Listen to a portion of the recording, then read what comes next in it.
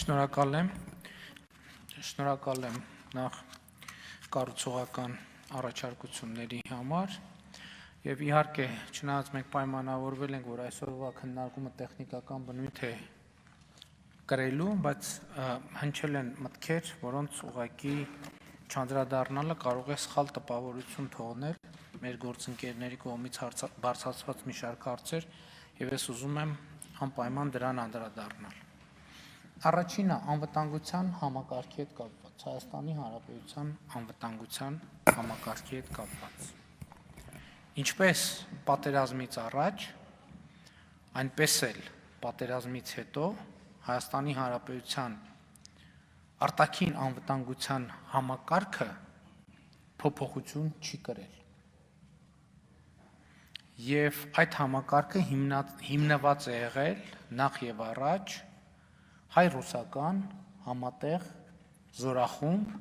եւ հավաքական անվտանգության կովկասյան տարածաշրջանում հակաօդային պաշտպանության համատեղ համակարգ ունենալու մասին վրա։ Ես այս ամբիոնից մի քանի անգամ առիթ ունեցել եմ ասելու։ Օրինակ, բոլոր այն մարդիկ, ովքեր փորձում են ցույց դնել, թե մի շարք կայացված որոշումներ անվտանգության նոր սպառնալիքներ են ստեղծել, օրինակ Սյունիքի մարզի համար, նրանք ուղղակի իրավիճակը խորը չեն գնահատում, որովհետև իրականում տեղի է ունեցել հակառակը, որովհետև բոլոր սահմանների պաշտպանությունը Հայաստանի Հանրապետության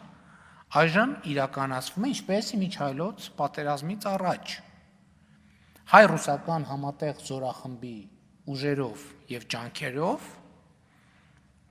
բայց դա չի նշանակում, որ պարտադիր բոլոր տեղերում պետք է համատեղ, այսպես ասած, մարտական դիրքեր կամ պոստեր դրված լինեն։ Գոյություն ունի պայմանագիր եւ եթե կա անհրաժեշտություն, ես կարծում եմ, ես հասկանում եմ, որ կա անհրաժեշտություն, առաջիկայում ես առիթ կունենամ, չնայած այդ պայմանագիրը նաեւ հրապարակված է։ Հարց հնչեց Սյունիքի անվտանգության 102 ռազմաբազայի վերաբերյալ։ Ես կարծում եմ, որ դա գաղտնիք չի, որ Սյունիքի մարզում ռուսական 102-րդ ռազմական բազայի երկու նոր հենակետ է հիմնադրվել եւ այդ նոր հենակետերի հիմնադրումը լրացուցիչ մի երաշխիք է Սյունիքի մարզի եւ ընդհանրապես Հայաստանի Հանրապետության անվտանգությունը ապահովելու համար։ Սա շատ կարևոր արձանագրում է, նախկինում էլ անդրադառնալով ասել եմ, որ խնդիրը այն է, որ այն անվտանգային այն համակարգը, որը մենք ունեցել ենք եւ ունենք, այդ անվտանգային համակարգը տարածվել է Հայաստանի Հանրապետության սահմանների վրա։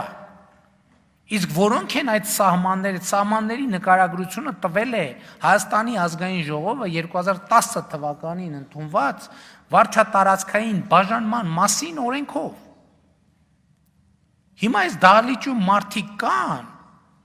ովքեր թմբկահարում են, թե ինչու է Հայաստանի Հանրապետության սահմանը այստեղ եւ ինչու է Շուրնուխին հաջորդում Ադրբեջանը։ Բայց այդ մարդիկ հիմա քապ քրտինքի մեջ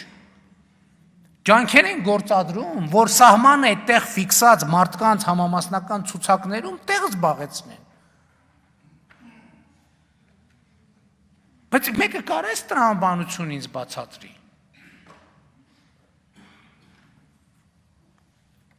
Շատ կարևոր հարց է բարձրացվում։ Կապիտալիզացնել հեղափոխության արդյունքը Ղարաբաղի հարցի բանակցային գործընթացում։ Իսկ ինչքանով էր դա հնարավոր։ Ես գիտեք ինչ, կա մի մոլորություն եւ այդ մոլորությունը բարձրաձայնում են նույնիսկ փորձառու մարդիկ։ Օրինակ ասվում է եւ այդպիսի տես տպավորություն կա, որ այ բանակցային գործընթացում ով կառուցողական մոտեցում է ցուցաբերում, նա ճնշումների չի ենթարկվում, իսկ ով ապակառուցողական մոտեցումների է, արժանանում, նա ճնշումների է ենթարկվում։ Եկեք նայենք, այս պրակտիկան ինչքանով է իրականությանը համապատասխանում։ 2011 թվականին Կազանում Ադրբեջան ուղղակի համաձայնեցված փաստաթուղթը հրաժարվեց ստորագրել։ Եվ ինչ եղավ դրանից հետո։ Դրանից հետո եղավ հետևյալը, 2014 թվականին Ադրբեջանը խոցեց հայկական ուղղաթիռ, 2015 թվականին աննախադեպ ծավալի հասցրեց սահմանային էսկալացիան, 2016 թվականին սկսեց պատերազմ։ Եվ դրա արդյունքում ինչ եղավ, Ադրբեջանին սկսեցին ճնշել, ճնշումներ գործադրել, ոչ, հակառակը տեղի ունեցավ։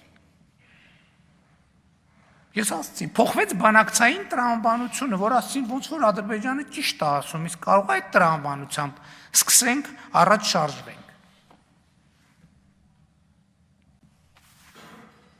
Եվ ընդհանրապես պետք է հասկանանք, շատ լավ պարզ է, որ իրադարձությունը տեղի է ունեցել 2020 թվականի հոկտեմբերի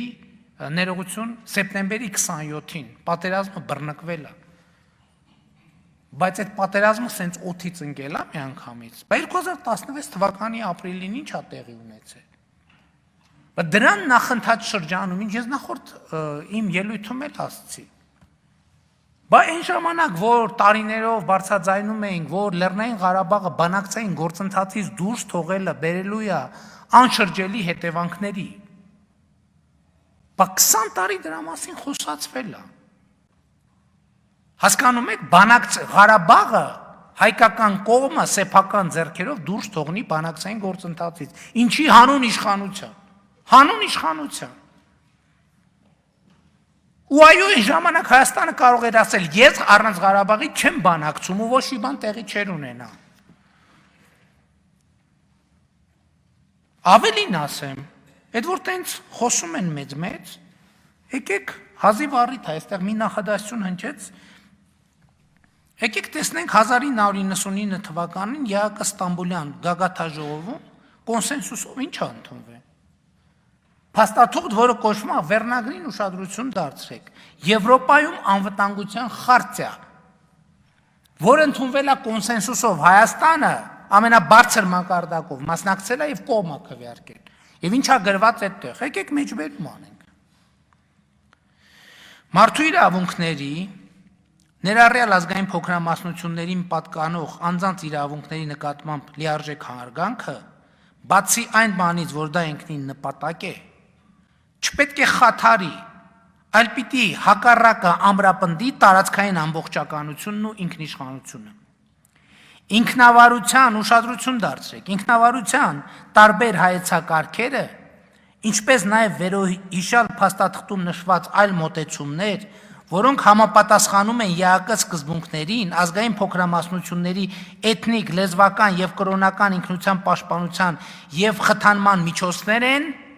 գոյություն ունեցող պետության ներսում։ Այս փաստաթղթին 99 թվականին Հայաստանի Հանրապետությունը կողմ է քվեարկել։ Դե հիմա եկեք դնենք շարքի մեջ, Լեռնային Ղարաբաղին դուրս է թողում բանակցային գործընթացից։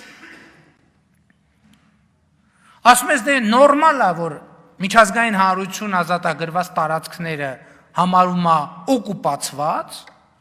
գնում Ստամբուլում կողմ ես քվեարկում Եվրոպայի անվտանգության խարտիային, որտեղ այս պարբերությունը ունի առանցքային նշանակություն, ու հետո ինչ ես ուզում։ Ինչ է տեղի ունեցել հեղափոխությունից հետո։ Հեղափոխությունից հետո տեղի է ունեցել մի պարզ բան։ Մենք որ ասել ենք նույն կետից չենք սկսելու, որն է նույն կետը, երբ որ Սերժ Սարգսյանը ասում էր, որ անընդունելի են Ադրբեջանի լավատեսության տեղ չի թողում եւ անընդունելի են բանի Ադրբեջանի ակնկալիքները։ Հետո էլ ասում էր, որ ըստ էության պատերազմի մենք պետք է գայինք ասենք, դե պատերազմը պետք է կանխել, ուրեմն գնանք այդ անընդունելի պայմանները ընդունենք։ Հա? Ժողովուրդ ջան, լավ, եկեք ի վերջո խոստովանենք։ Մենք հուսահատ կռիվ ենք տվել այդ ամեն ինչի դեմ։ Հուսահատ կռիվ ենք տվել այդ ամեն ինչին է։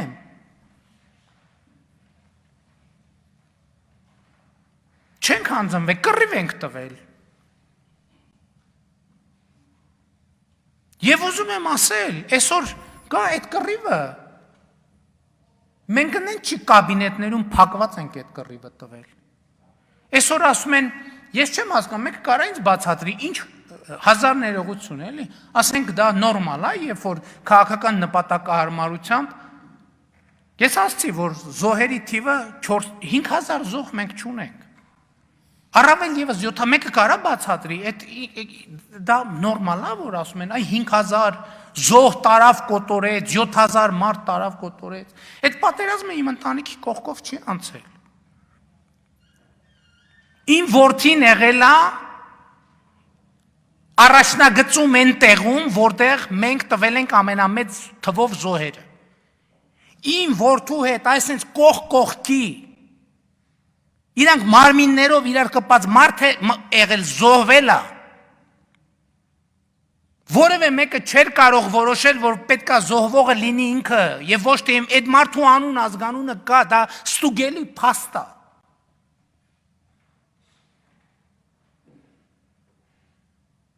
Այո, մենք հուսահատ կռիվ ենք տվել, կներեք արտահայտությանս, այնպիսի նույնպիսի հուսահատ կռիվ ենք տվել, ինչպիսի կռիվ հայ ժողովուրդը ժամանակին տվել է Ավարայրի դաշտում, Սարդարապա ու տասնյակ այդպիսի օրինակներ։ Որովհետև մենք համարել ենք, որ որպես ազգ, որպես պետություն, որպես ժողովուրդ պետք է պայքարենք մեր իրավունքների համար։ Չենք հանձնվել մենք։ Բանակցային ամբողջ գործընթացը եղել է մեր ազգային եւ պետական շահերից նահանջի գործընթաց։ Բայց ինչ պետք է անենք, պետք է ասենք, հա, Լեռնային Ղարաբաղի բնակչությունը դե եկեք հաշվենք։ Ի վերջո Լեռնային Ղարաբաղի ադրբեջանցի բնակչությունը ինչքան է։ Գնացեք թող բացատրեն, ինչ է, երեք ասել այդ մարդը նախորդ օրը, Լեռնային Ղարաբաղի բնակչություն։ Դուք լսել եք ես երբևէ ասեմ Լեռնային Ղարաբաղի բնակչություն։ Ես ասել եմ Լեռնային Ղարաբաղի ժողովուրդ։ Ինչ տարբերություն։ Որ ժողովուրդը սուբյեկտ է, սահմանադրական, որին պատկանում է իշխանությունը։ Որը ձևավորել է իր իշխանությունը, բնակչությունը ո՞րն է։ Եվ մի հատ էլ նամակ է գրում, ասում է, դե գիտեք, եկեք նայենք, էլի մի հատ հասկանանք ադրբեջանցիները ինչքան են։ Բայց Լեռնային Ղարաբաղի ասում է, Շուշիի հարց երբեք չի քննարկվել, բոլորը ասում են, ոչ, չի քննարկվել։ Ասում է, ուղիղ խոսքը ում են ասում, բայց Լեռնային Ղարաբաղի ադրբեջանցի բնակչությունը ծառերի տակ էր ապրելու։ Ավտոների մեջ էր քնելու։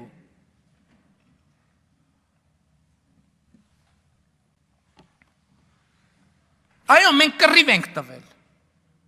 Եվ ասում եմ, այդ կռիվը ուրիշների, իմ ընտանիքի հետ կռվի մեջ է եղել։ Որևէ մեկը չի կարող ասել, որ ես իմ որդու անվտանգության համար մի միլիմետր ավել բան եմ արել, քան մյուս հազարավոր, տասնյակ հազարավոր երեխեքի համար։ Որևէ մեկը չի կարող այդպիսի բան ասել։ Նույն խրամաբջիջի մեջ գտնվող տղան, իմ որդու ընկերը, որը իր նման կամավոր մեկնել է, կամավոր է մեկնել, որտեղ մեր օրենքում չգիտեմ, տենց անհասկանալի բան կա, որ մի տարի զորացրվածներին չենք բանանում, մեր ամենամարտունակ հատվածին չենք մոբիլիզացնում, նույն խրամաբջիջի մեջ, ականանետի պայթյունից, կողքի իրար կպած են եղել մարմնով, այդ տղան զոհվել է, այն որդին չէ, ով է որոշել դա։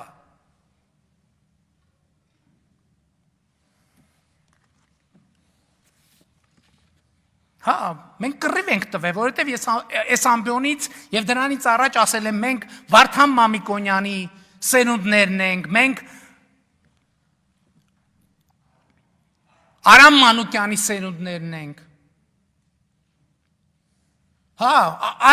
գուցե մեր սխալն էր, որ Արամ Մանուկյանի լիազորությունները չենք վերցրել։ Որ առաջնագից խաբարանողների, որ թողեք եկեք, ինչ գործ ունեք, այդտեղ ձեր կառավարության շենքը, այ որ լիազորություն ունենայինք, պատերի տակ գնդակահարեինք։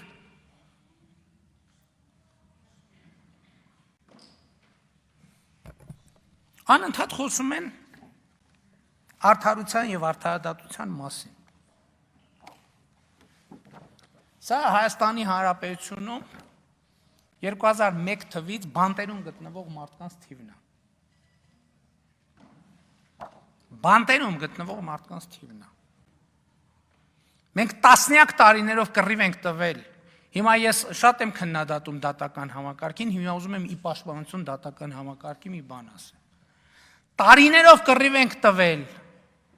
այդ թվում դուք, այդ թվում ես, որ ձուկ օղացող մարդուն կալանք են տալիս, տարիներով պահում են կալանքի տակ։ 2001 թվականին Հայաստանում եղել է բանտերում 7428 մարդ։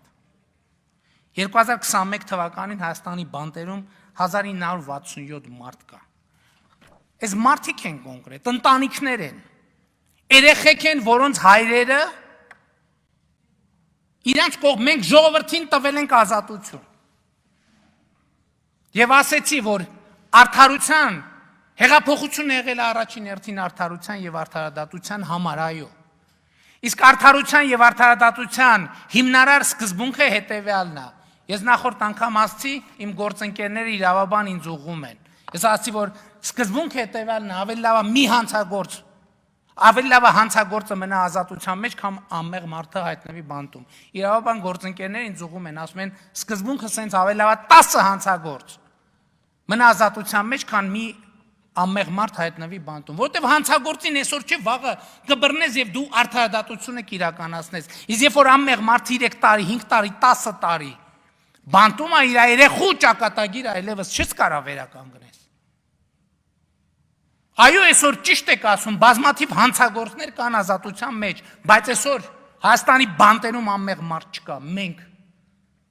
մեր խոստումը կատարել ենք եւ մենք այո հեղափոխություն ենք արել։ Մենք ասել ենք, մենք վենդետաներ չենք իրականացնելու։ Չենք իրականացնելու։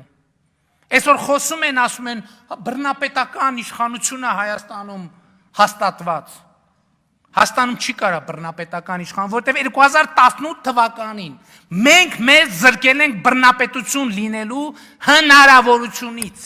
Մենք մեզ զրկել ենք բռնապետություն լինելու հնարավորությունից։ Մենք ենք մեզ զրկել։ Մենք եթե ուզենայինք 2018 թվականին հնարավորություն ունեինք տեսականորեն այնպիսի մի բռնապետություն ստեղծել, որ այստեղ այդ թվում այստեղ եւ այստեղից դուրս խոսողները շնչելուց արտաշնչելուց առաջ ցույցտվություն խնդրեին եւ խոնարհեին 3 անգամ նոր շնչեին եւ արտաշնչեին։ Բայց մենք մեզ զրկել ենք այդ հնարավորությունից։ Որտեղ մենք չենք կարող ուրանալ մեր անցած ճանապարհը։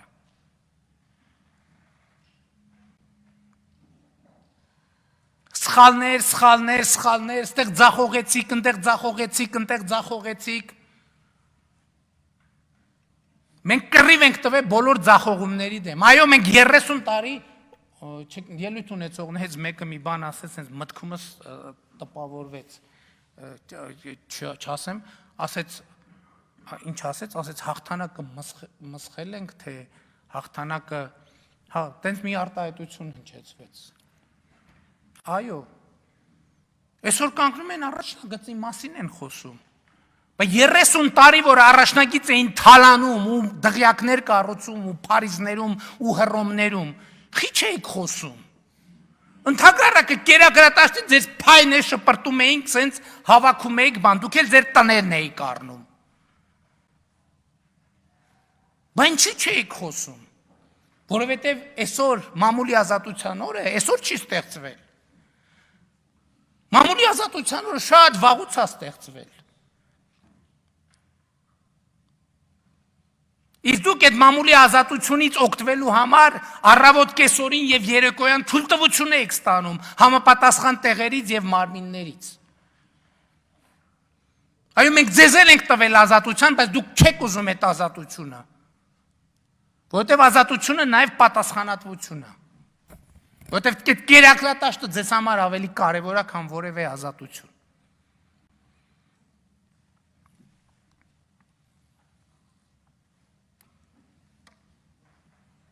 Եվ այսօր, հա, կա նաև ուրիշ խնդիր, որ մեզ ասում են, ինչու դուք իրավիճակի մասին բաց չէիք ներկայացնում։ Որտեւ իրավիճակի մասին բաց ներկայացնել, ասել ժողովուրդ սենց է իրավիճակը, այդ նշանակում է ընդհանրապես որևէ դիմադրության ռեսուրսը սպառել։ Այսինքն բոլոր քարտերը բացել, պատկեր ասում են գային, հա, կամ էլ մյուս կողմից։ Էլի այդ բանակի ասում են, բա այն ժամանակ, որ գլխավոր շտաբի պետը սենց բաներ ասում, ինչի դուք չէիք հակադարձ, այսինքն այդ ինչ, այսինքն երկրի վարչապետը պետք է իր ենթակայի հետ հրապարակային բանավեճի մեջ մտնի։ Այդ լուրջ եք ասում։ Մի պայմաններում 100 անգամ չենք դրել այդ հարցը, ասել ենք ժողովուրդ, սենց է իրավիճակը։ Կարողանալու ենք մենք պահենք, թե չենք կարողանալու պահենք, ասել են այո, դժվարությամբ, բայց կպահենք։ Եվ գրավորել զեկուցել են, որ ոչ մի քայլ հետ սկզբունքով արևելյան օպերացիոն ուղղությամբ մենք կարողանում ենք կանգնեցնել եւ ջախջախել հակառակորդին։ Այդ պայմաններում պետք է գնայինք, ասենք դե հա, ժողովուրդ ջան, 7 շրջանները տալիս ենք, Ղարաբաղի կեսը տալիս ենք, էս ենք անում, հա, ինչի պետք է ասեինք։ Բայց եթե նույնիսկ ասենք պետք է հանեին այդ թղթերը, ասեն, մենք զեկուցել ենք, որ միջև Խաղաղ օվկիանոս պատրաստ ենք վերցնել եւ այս ազգադավ իշխանությունը բան արեց, ծախեց։ Մեր խնդիրն է, որ այո, մենք երկրում 30 տարվա ընթացքում չենք ստեղծել ինստիտուտներ։ Մենք բաժանել ենք ինստիտուտների դիպլոմներ եւ չենք ստեղծել ինստիտուտներ։ Մեզ թվում էր, թե մի հատ կայացած ինստիտուտ կա,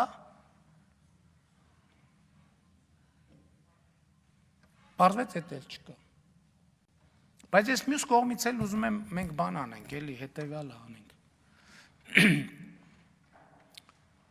Մենք ի վերջո ինչի պետք է պատրաստվենք։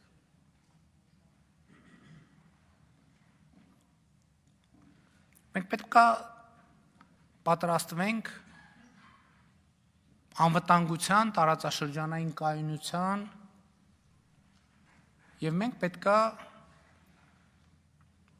էլի եմ ասում, մենք մեր տարածաշրջանում իրադրությունը պետք է փոխվի, բայց դա մենակ մեզնից չի կախված եւ չի կարող մենակ մեզնից կախված լինել։ Եվ մենք պետք է այո նաեւ այն գլոբալ process-ները, որ տեղի են ունենում, մենք այդ գլոբալ process-ները ես ուզում եմ մենք ճիշտ արձանագրենք։ Օրինակ, երբ որ Ռուսաստանի Դաշնությունից, Միացյալ Նահանգներից, Ֆրանսիայից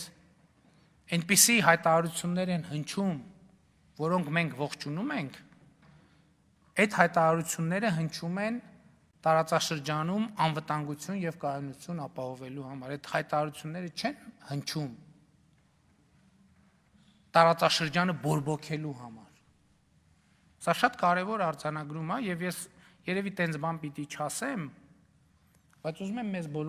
բոլորս տեղյակ լինենք, որ աշխատանքային process-ների ընթացքում է դա նաեւ տեղի ունենում։ Մենք այդ խոսակցություն ունենում ենք։ Եվ մենք էլ ենք ասում, մեզ էլ ասվում, այս որոշումները մենք ընդունում ենք, այս հաշվի առնելով այդ թվում իմ նշած գործոնները։ Բայց շատ կարևոր է, որ այս հայտարարությունները ծառայեցվեն ոչ թե բորբոքելու համար, այլ կարևոր է, որ այս process-ները օգտագործվեն կայունություն ապահովելու համար։ Որտեղ մի կողմից մեզ մեղադրում են, հա, Հայաստանի նախկին ղեկավարները Հայաստանին մեղադրում են պատերազմ բորբոքելու մեջ։ Սա Հայաստանին մեղադրում են, որ բանը հասել աստեղ, ասում է, խաղ բնակչությանը մենք հարվածել ենք, դրանից հետո Ադրբեջանը նոր հակագործողություն, այսինքն Ստեփանակերտը չի ռմբակոծվել, այդ մարդիկ տեղյակ չեն եղել։ Այսինքն Մարտակերտը չի ռմբակոծվել։ Այսինքն Վարդենիսը չի ռմբակոծվել։ Շուշի, հա, Ղազանչեցո եկեղեցին չի ռմբակոծվել։ Բայց Վարդենիսի անուն տվողները ինչի չեն իրանց կուսակցության ղեկավարներին ասում, որ բա ես ինչ եք սենց ասում, բա Վարդենիսում առաջին օրերին խաղաղ բնակիչ է զոհվել։ Չէ՞ նկատում ես ամեն ինչը։ Որտեվ իրաց թվում է թե բան։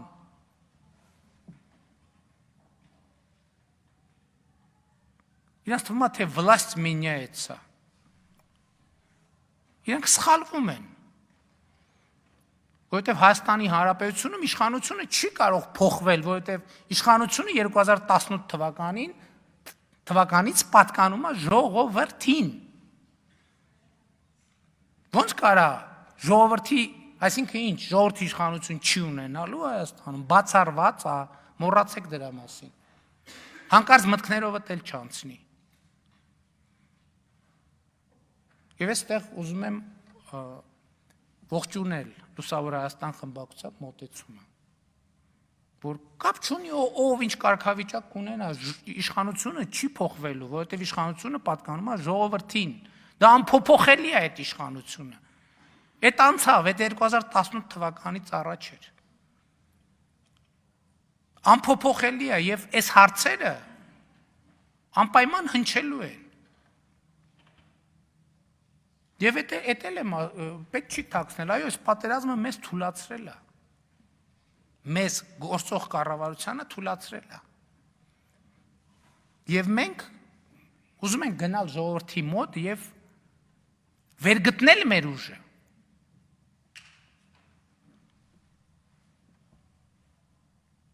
Եվ այս խոսակցությունը պետք է տեղի ունենա, այն ժամանակ մենք թիմով էլ այս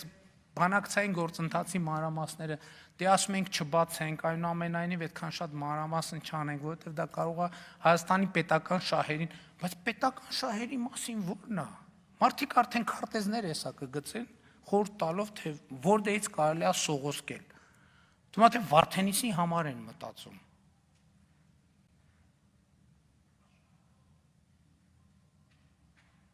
Բայց բոլորովին ուրիշ բանի մասին են մտածում։ Ըստ էության մի քիչ տենց շատ պատեհ չէր, բայց ես ստիպված էի արձագանքել։ Շնորհակալ եմ, կհանդիպենք մյուս շաբաթ, պարոն Միքայելյան։